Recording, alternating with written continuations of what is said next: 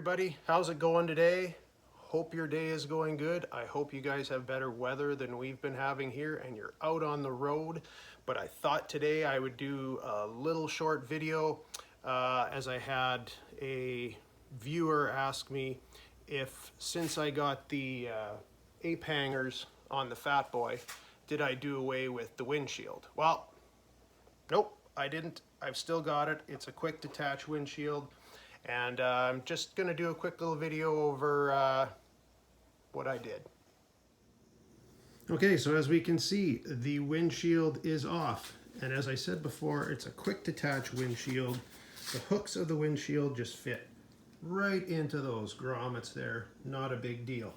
But I did not know what kind of pullback I could have on these bars. So the first thing I did was I just simply went and loosened off these bolts. Loosened them off enough just so that I could pull back on the handlebars so I could have more room at the front. So we have our windshield on. As you can see, the hooks just sit right in those grommets there. Now once you have the windshield on and your risers are still loose, you can just simply move your handlebars forward and backwards wherever you feel that they're going to be comfortable. So I've got them in place where I thought they were good. And as you can see, there's not a large amount of clearance in there. There's some.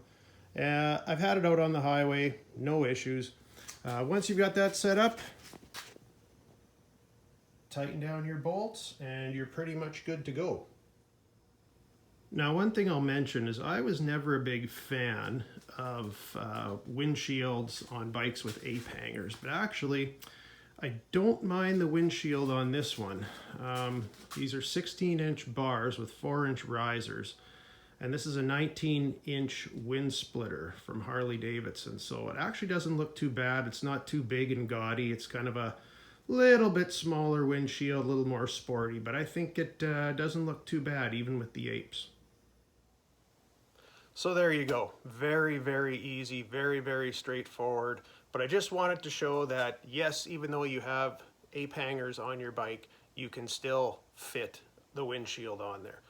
Now, I do have something else I want to mention about this bike. Now, if you watch the channel before, or even if you're just new to the channel, I had the Ape Hangers done on that Fatboy.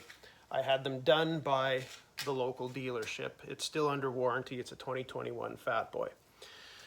Now, when I went to loosen off the bolts on those risers, on the clamp, they weren't tight at all. They were actually fairly loose. And it actually surprised me that the handlebars haven't moved since I got it back from the dealership, and that was over the winter. Maybe I should have checked them before. I just, of course, assumed that the dealership had them tightened in. So I ended up pulling out the bolts one by one, and it looked as though that they had an anti-seize compound on them. That's what it looked like to me, and I've used that quite a bit. In a former life, I was a heavy equipment mechanic, but I looked at it, looked like anti-seize to me, and for anybody who doesn't know what an anti-seize compound is, it's exactly that. It's used so there's no seizing. So if you have a bolt that you're putting somewhere that might get rusty or corroded, you might put some anti-seize on the threads, and it won't seize and rust in. Now, generally, you would use that for something like the threads on your spark plug, or maybe the threads on the studs for your head pipes for your exhaust.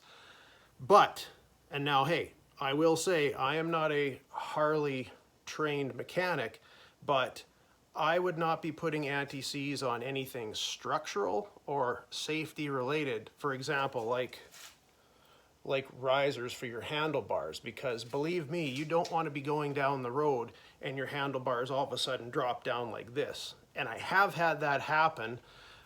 Actually, on old Leaky Pete, the Sportster there. Luckily, I wasn't on the highway. I was in a residential area and it was easy to get control. But if they did put anti-seize on there, I don't agree with it. Again, who am I to say? I'm not a Harley mechanic. But what I ended up doing was I put a little dab of blue Loctite on the bolts and I tightened them down, and those things aren't going anywhere now. But what I wanted to say is, just because the dealership has done something for you does not mean that it's foolproof. People make mistakes. There's nothing wrong with checking their work afterwards. In fact, I seen somebody last year drive away from an oil change without putting the dipstick back in, and there's oil plowing out of it. So just wanted to say that always check, double check, especially where it's safety related.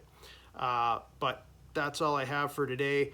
I finally got a new oil tank for old Leaky Pete there. That'll probably be the video for this weekend.